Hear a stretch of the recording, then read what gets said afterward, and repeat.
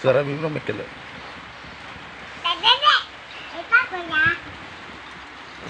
Aduh.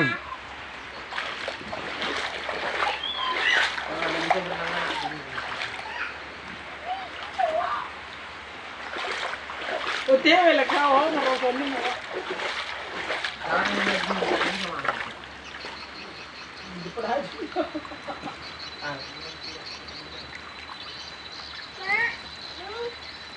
dia tunggu kita kembali